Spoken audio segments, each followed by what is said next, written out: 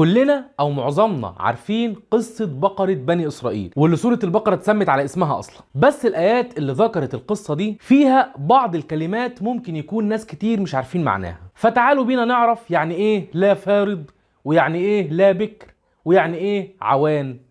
تعالوا نسمع الآية الأول. وإذ قال موسى لقومه إن الله يأمركم أن تذبحوا بقرة، قالوا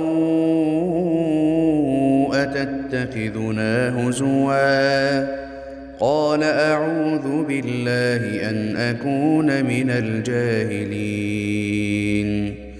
قالوا ادع لنا ربك يبين لنا ما هي، قال إنه يقول إنها بقرة لا فارض ولا بكر عوان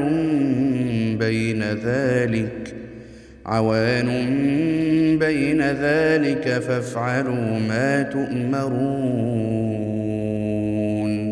بني إسرائيل ربنا سبحانه وتعالى أمرهم إنهم يذبحوا بقرة، أي بقرة. فطبعا كعادة بني إسرائيل ما سمعوش الكلام من أول مرة، وفضلوا يجادلوا ويأوحوا ويسوفوا ويعطلوا تنفيذ أمر الله سبحانه وتعالى، واستمروا في عنادهم وكبرهم وقالوا سيدنا موسى ادعوا لنا ربك يبين لنا ما هي، يعني عايزين ربنا يوضح لنا صفات البقرة دي بالظبط. طب ما هي سهلة، بتصعبوها على نفسكم ليه؟ اذبحوا بقرة، اذبحوا أي بقرة وخلاص. عايزين تعقيد؟ طيب. قال إنه يقول إنها بقرة لا فارض ولا بكر عوان بين ذلك. لا فارض يعني مش مسنة، مش كبيرة في السن، ولا بكر ما تكونش من البقر الصغير اللي لسه ما ولدش قبل كده، لسه بكر يعني ما تكونش بكر. تكون عوان، عوان يعني وسط بين دي وبين دي، اللي هي ولدت مرة او اتنين قبل كده، وده بيكون اشد الانواع من البقر او الدواب عموما. فافعلوا ما تؤمرون، يلا اذبحوها بقى. فتفتكر بني اسرائيل يذبحوها بقى وخلاص بقى اذبحوها ونفذوا امر الله سبحانه وتعالى،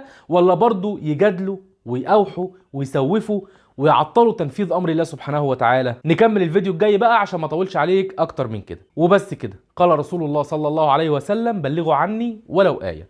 فاعمل شير عشان تبلغ غيرك آية بمعناها، واشترك في القناة واعمل متابعة على الصفحة لو انت على الفيسبوك عشان الحلقات الجاية توصل لك.